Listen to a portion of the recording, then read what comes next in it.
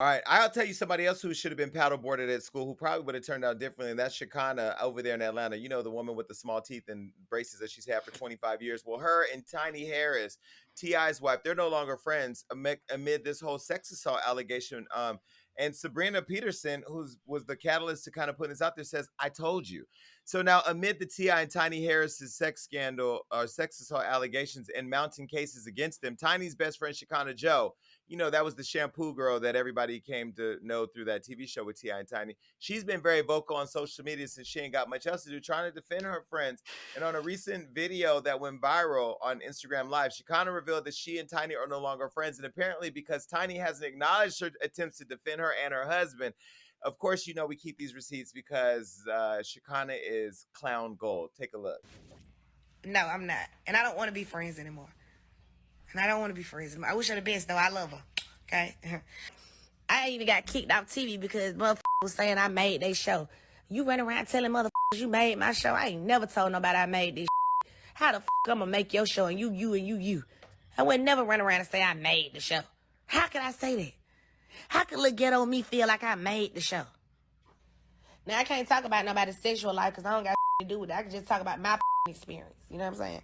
And I've had one. Oh, my God. I didn't appreciate this. This is my last straw for her. When I made that comment about her, she was in a room with me. My was sitting right there with me. She the one telling me what to say. And then when all y'all in America go crazy on me, my own supposed to be friends sit there and let y'all take me down, knowing I ain't got to do with none of that she got going on.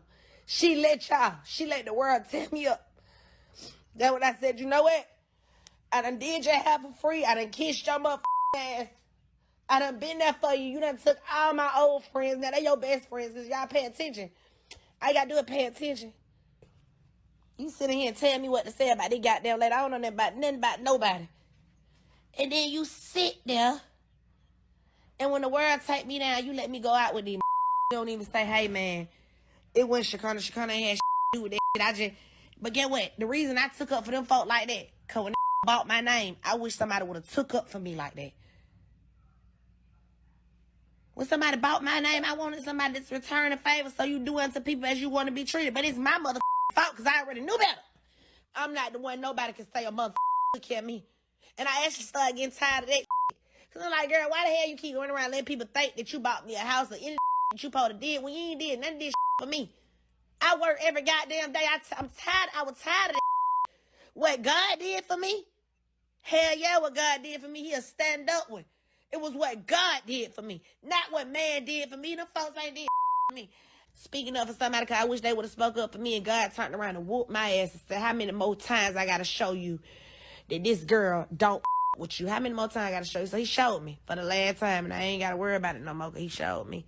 Now, I don't know what God showed her, but what he showed us was a response from Tiny. And Tiny called Shekinah a dizzy bitch. And that she appreciated her standing up for her as a friend, but she, quote, never told her any of the that she said. And this is the post that she said. It's long, so you can read it. And she also said that the two ended their friendship behind the scenes, that Shekinah asked her not to take it to the public, but ended up doing it anyway. All right, now look, let me say this. I used to think that Shekinah was funny and entertaining because it was just the little hood radish in her that made me giggle inside.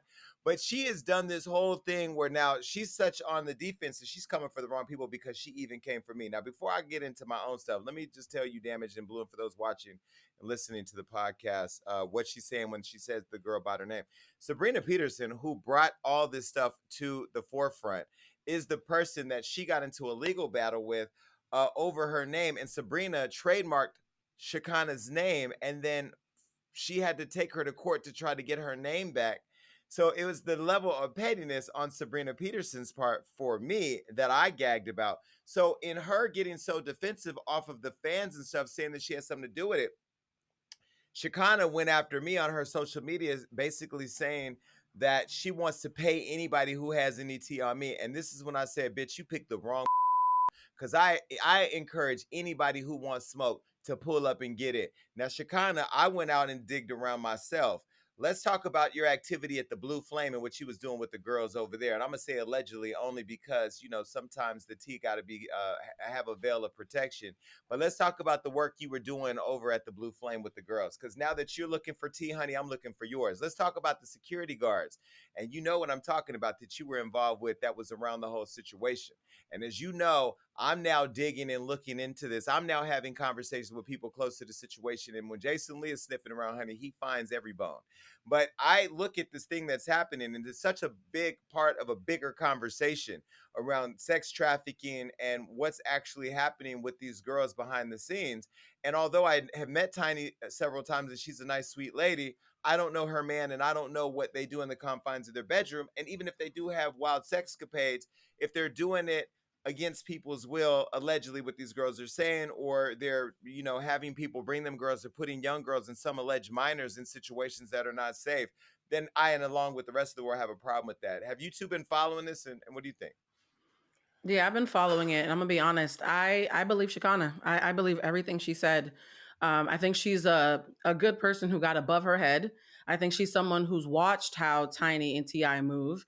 And to your point, the retaliation tactics that she tried on you, she probably watched them more masterfully do them in the past and thought that she could do them as well, and she wasn't equipped, right?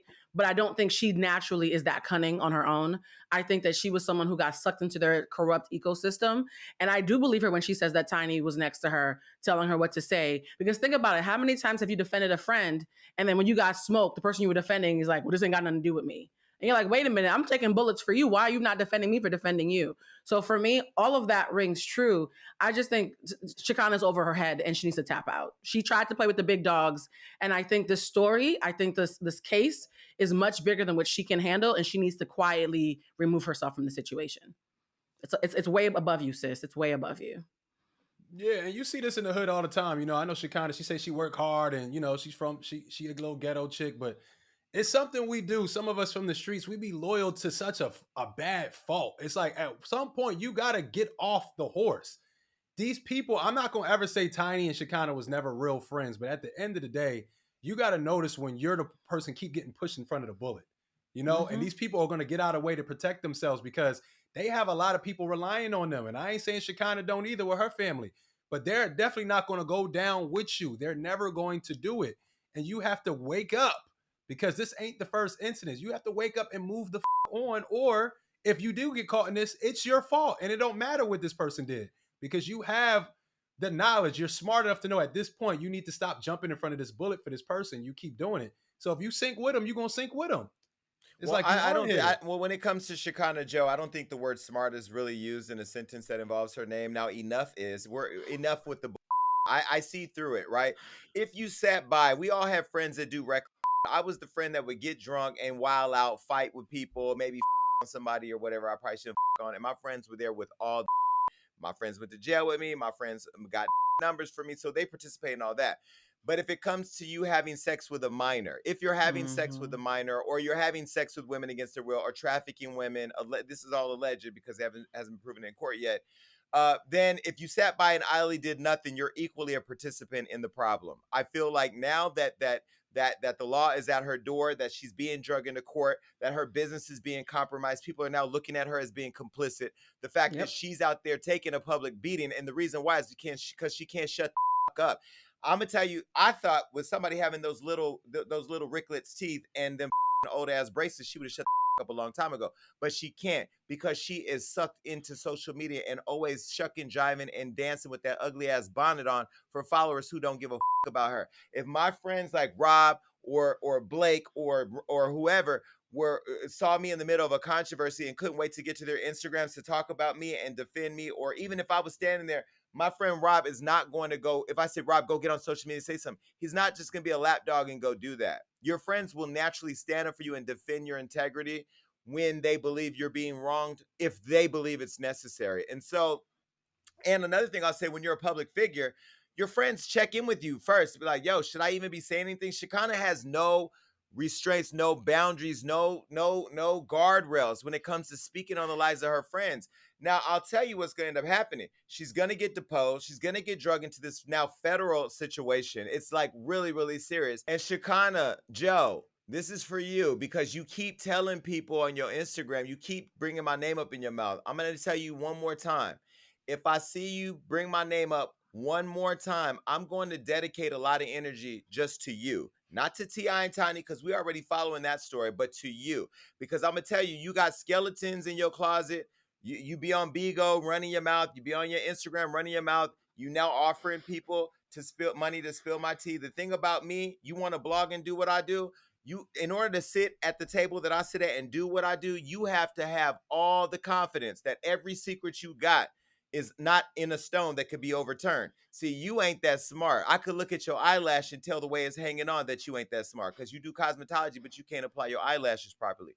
So what you should do is really stay in your lane and wash people's hair, get your fingernails dirty, and then figure out how to clean them up. Stay out of other people's business. Because if you get in the business of other people's business like I do, honey, I'm gonna tell you right now, I'm gonna run you crazy.